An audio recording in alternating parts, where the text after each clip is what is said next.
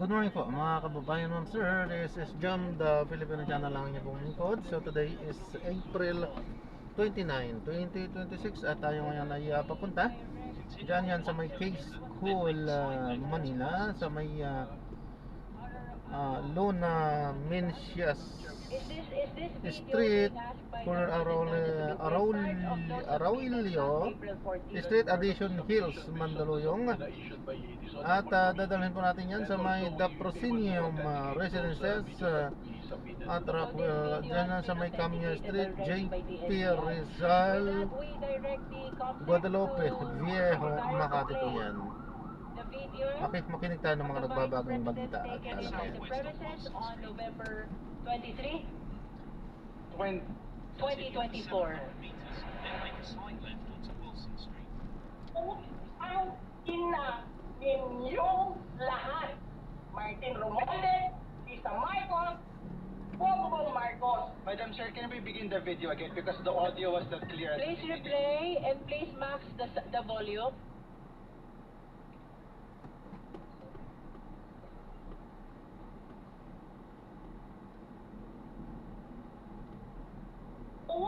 Ang ina ninyong lahat.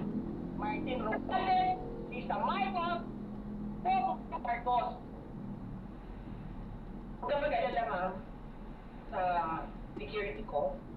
Kasi may kinausap na ako na tao.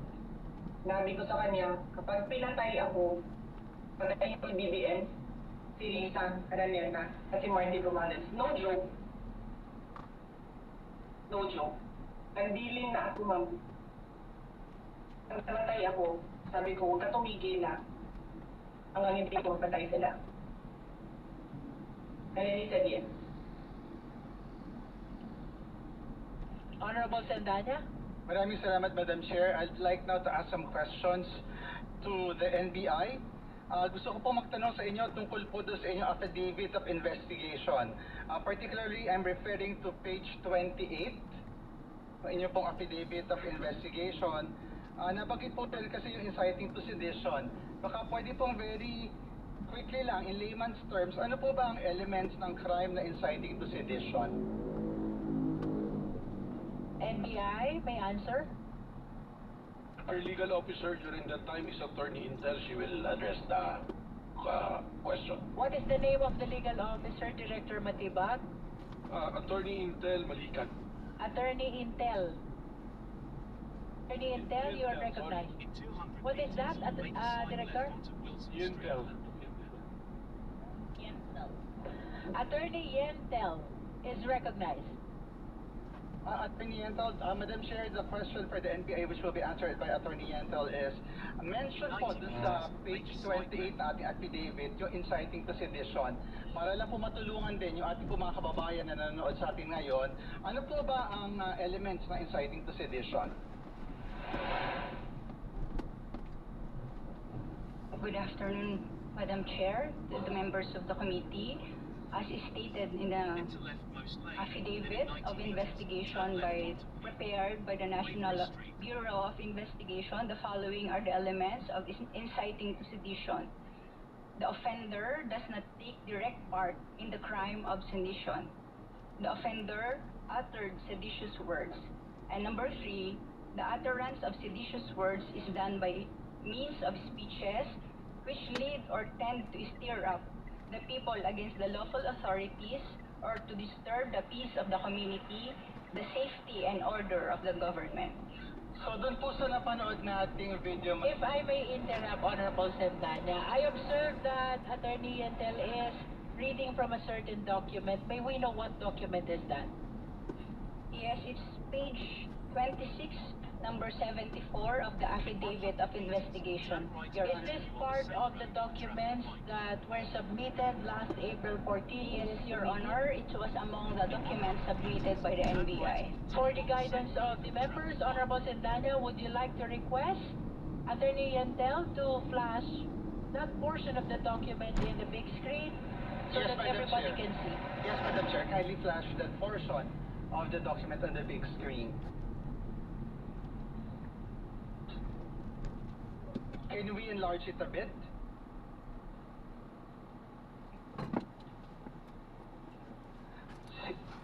pong number 74 sinasabi na ito daw po yung elements na inciting to sedition. So, batay po dyan sa sinasabi ninyo at sa napanood po nating video earlier, yung po bang ginawa ni VP Sara ay inciting to sedition? Based on the investigation conducted by the NBI and on the certification issued by the Department of Justice in relation to the Department Circular 20, the NBI submitted, or the complaint referred by the NBI, which includes inciting to sedition, contains all the necessary evidence to prove the essential elements of the crime and should be docketed for preliminary investigation. Thank you, Madam Chair.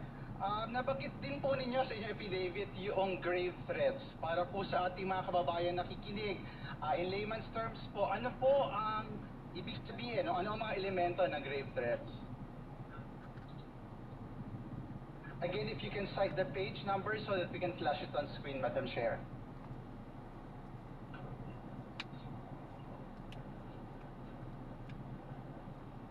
Based on Article 282 of the revised Madam Chair, what page is this again? page 15 and 16 of the affidavit of investigation, Your Honor. Please, flash the concerned portion of page 15 and page 16. Secretariat? In 100 meters, turn left onto Montessori Lane.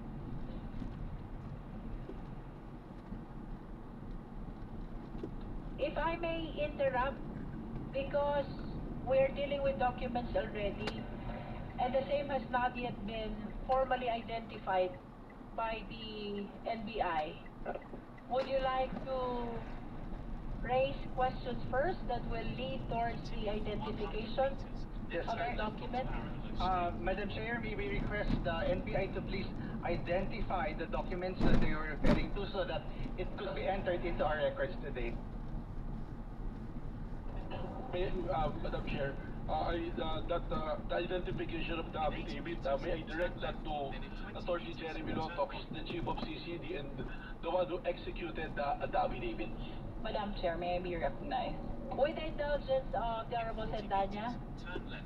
the questions of Honorable Zamora is with respect likewise to the identification of the document. So is it okay? Yes, Madam Chair, we yield the time to Representative And then Zamora. we will be calling you again. Thank you very much. The Honorable Bel Zamora is recognized.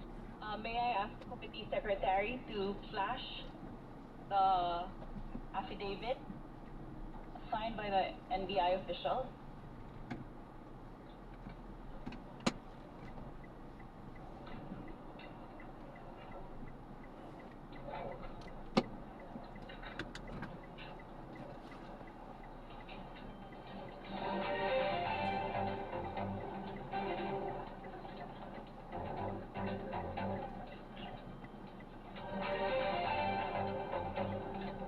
Okay, we have on screen, In 40 meters, on the screen, an affidavit of investigation consisting of, if I'm not mistaken, 29 pages. Agent John Mark Calilong, ito ba po yung Maya? affidavit na inityo po ninyo at ng mga kasama po ninyo para po sa kalinawan ng lahat. arriving in 15 minutes, Yes, Your Honor. 55 p.m. This route is toll-free. Ito po ay isang In 20 affidavit meters, of turn right onto investigation. Dependencies. Comsec, can we go to the last page? Page 28 and 29. In 200 meters, I would just turn like right, then the in 100 NBI meters, officials to turn left. identify this document. Page 28, Comsec.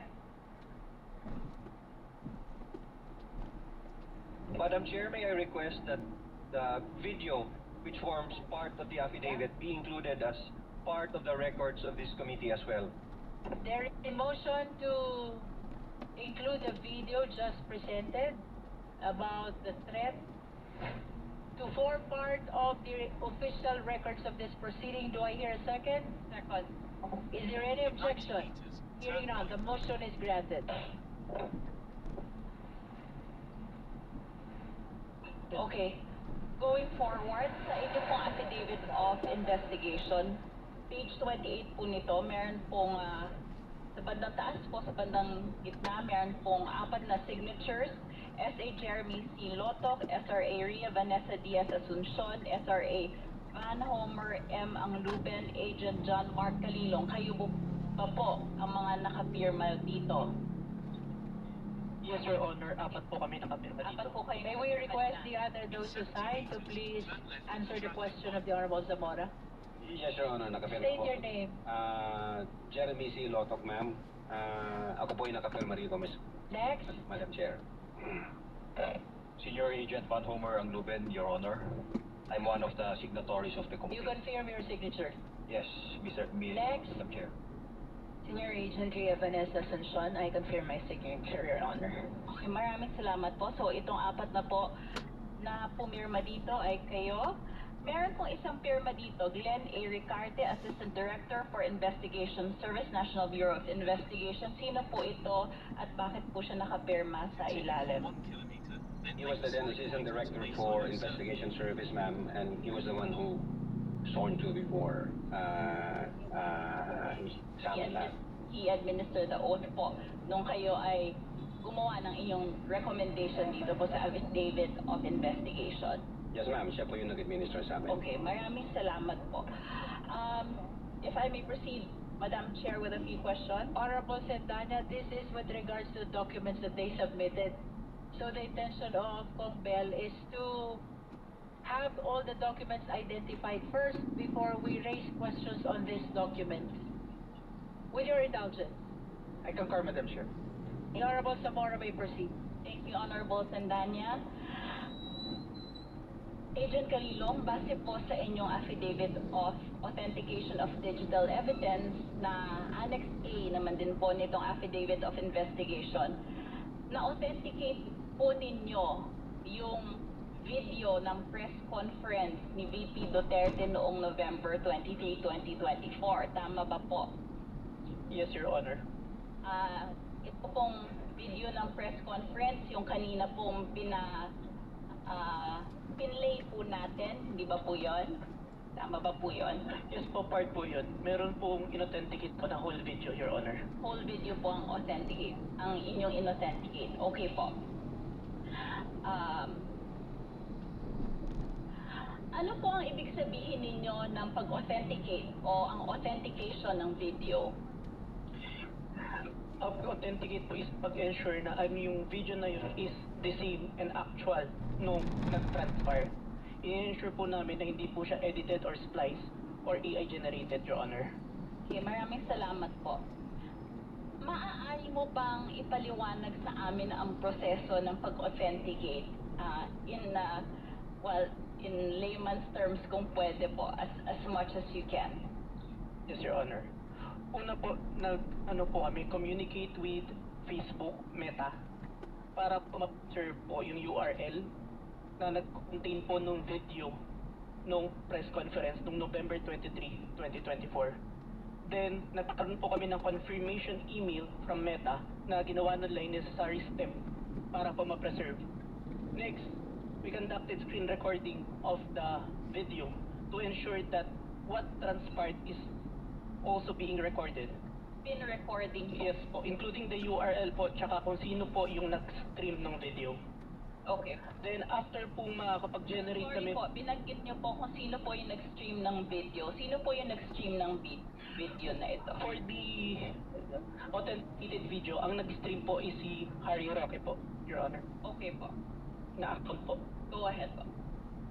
Continue straight at the first intersection. Sige po, In tuloy po. 100 meters, Then make a after side pong ma-record, nag-conduct po kami ng hash value calculation.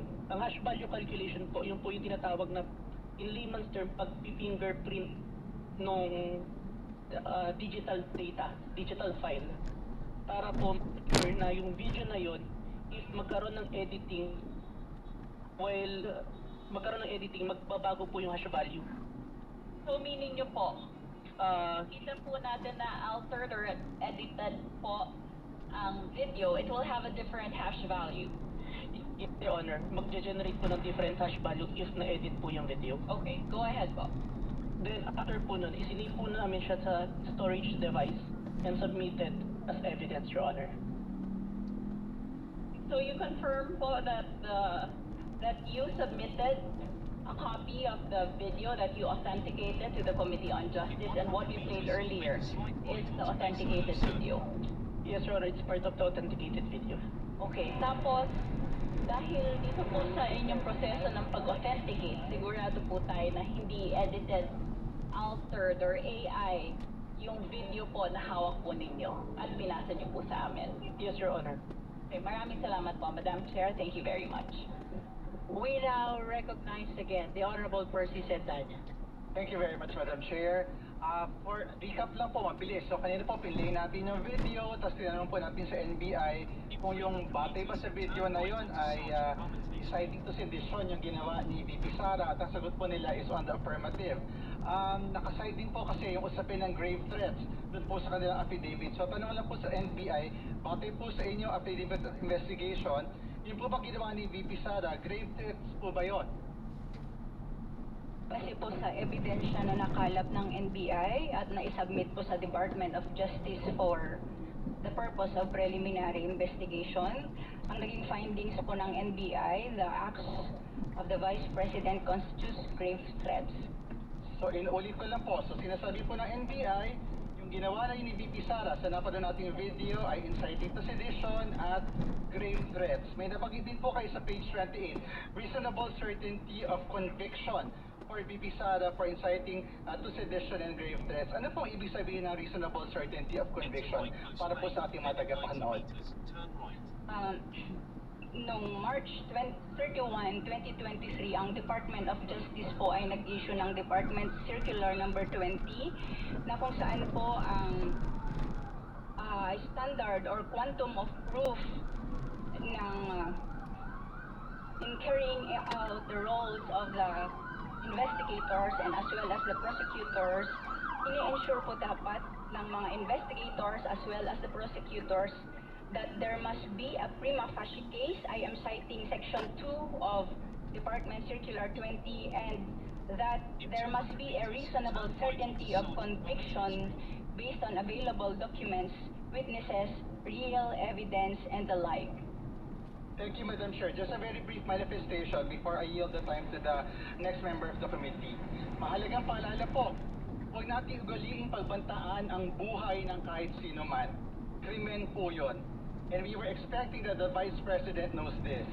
The threat alone is a separate crime from homicide or murder.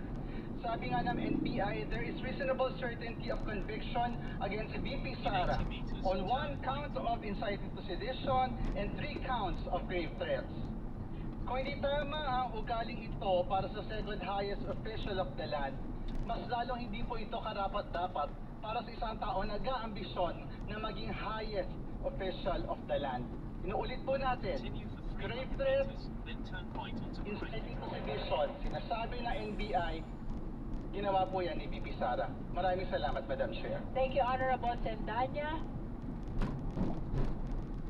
Honorable Chua.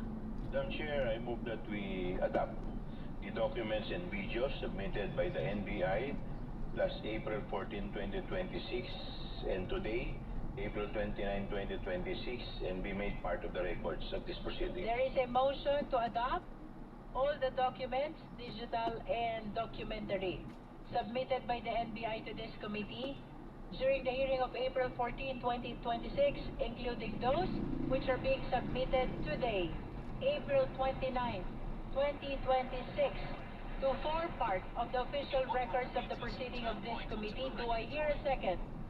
Second. The same has been seconded. Is there any objection? Hearing none, the motion is approved. The committee secretary is directed to submit the additional documents being submitted by the NBI. Chair. In 80 meters, turn right. Chair.